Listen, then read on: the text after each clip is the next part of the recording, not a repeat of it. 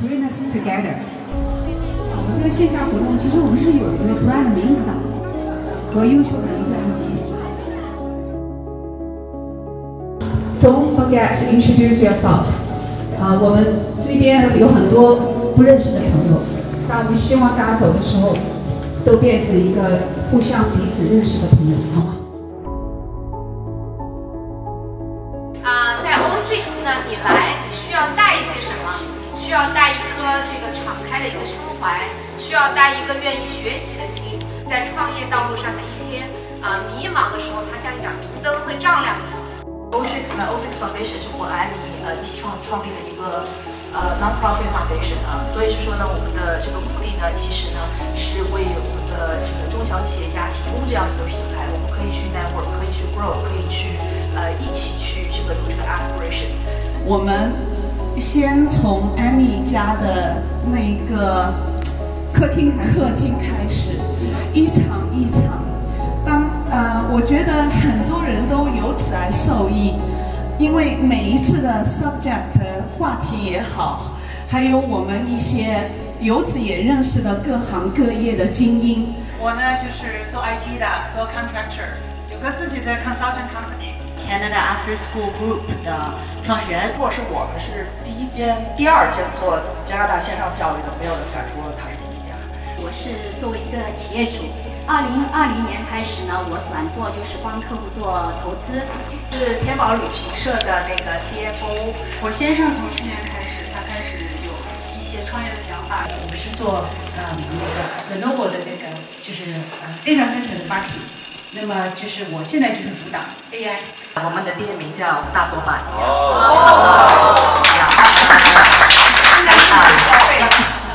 在座可能有帮衬过我们的呢，就是我的老板我的专业我是做国际物流的，我的公司叫 Apex Logistics。那么我们公司集团公司，我们现在应该说毫不客气的说，我们现在是全球第一。来自 Scotia Wealth Management， 现在是一个 Wealth Advisor、Portfolio Manager， 大概管理250个 million 的资产。大家好，我是那个最直方那头，然后那个他们跟我们现在是要做一个 AI Power 的能源公司。我们呢自己在多伦多来讲，应该是唯一中国人自己有能够生产地板的自己的工厂。06年的他创立了168苏醒应该在安省上大学的孩子不知道我的店。然后去年呢是创立了这个叫一龙小酒馆是原来的渔人码头。经营一家叫 Tea Station and Mr. Surprise， 在 Scarborough Midland 那边的一家小奶茶店。我生了2个小孩，我第2个我生我儿子的时候就全程喝奶茶啥都过了。叫 Business Development Canada， 然后我们是一个政府的银行，帮助加拿大的中小企业做这种反贪性。工作是实业和 CIA 抢钱。我的工作属于帮助高净值人群做资产的再分配，慈善行业。Tracy，我是会计师，然后 O6 的会计师也是 O6 的会计师。其实我今天来的时候特别期待是食物。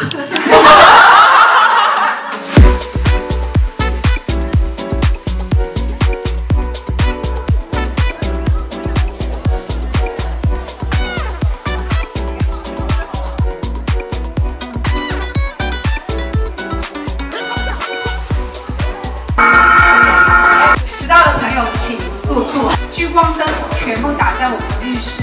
每次我们主题不一样，其实我们今天这个主题，律师的主题是我们第一次重复一个主题，我们从来没有重复过主题，就是因为大家的承担很高。那赶快进入到最精彩的环节 Q&A Annie with 我们的 lawyers。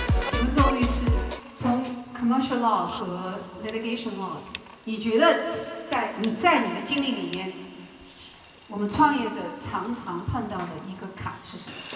股东们的关系有的时候比婚姻还复杂。婚姻是越失败，问题越多。作为中小型企业是越成功，问题越多。往往很多企业家一开始的时候大家都是朋友啊，或者合作人啊，大家的方向也是一致的。也是同样的想法，都是为了公司好。但是等公司发展到一定的程度的时候，特别是利润比较可观，会有方向性的不同的想法。这个是完全就几千块钱的东西也可以解决的，现在可能是少则几万，多则十几万，看这个关系要难多。就是除非您对您的合伙人的这个怎么说呢？他的秉性也好，他的道德观也好，有100%的确认性，那没有比股东协议是更好的保障。那我就加一锤子好吗？就作为一个长期跟人类打交道的 HR 和这个 psychotherapist， 请你不要相信100%的人性。因为我们有300多个线上加线下的西人老师，所有老师全部都是西人。西人的法律常识和我们根本就不是在一个基准水平，所以该吃的苦、该走的坑，你全部走。我们为什么要讨论法律？大家第一反应说是因为我们想要求公平。这其实公平的话是一个挺盲目的事情。那我觉得更重要的是，对我们各位创业者来说，更重要的事情是一个自由。有个很大的呼声，说我们需要一个离婚律师。然后再呼应我刚刚讲的，如果你想追求更大的自由，你就需要黄律师。可能从家庭法来讲呢，是大家有更多的知晓、知情权。从我们创业者来讲，这个不管是男企业家还是女企业家，当我们做到这个有朝一日分居离婚的时候，这个纳入财产分割计算、冷冰冰的残酷的法律现实，包括过往的案例如何来参考，可能留给我们的灵活度并不很多。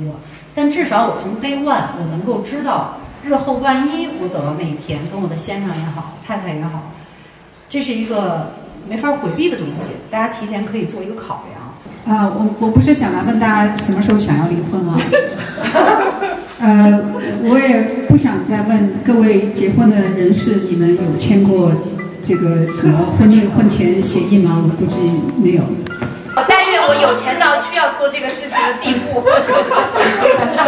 婚龄越长，你这赡养费的这个义务就越长，超过一定年龄以后，简直 indefinite， 就是你这那一定的话，给个大概的数字，超过多少结婚多少？5年以上吧。如果你们真的想要找一个有钱人，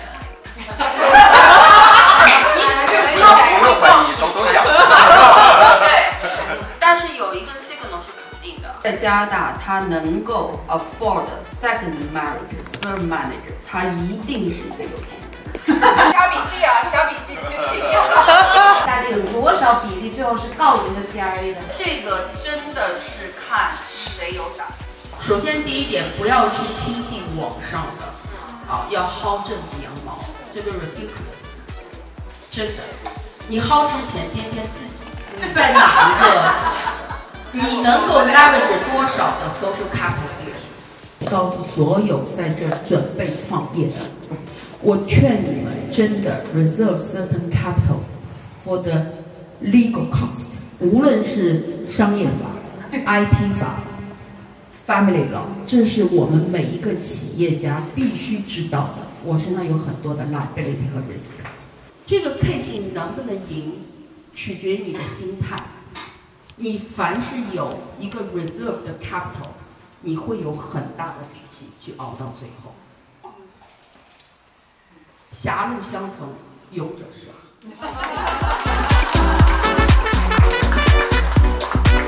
实际上就是说，如果你的企业不够大，你是不会 draw attention to CRA 的。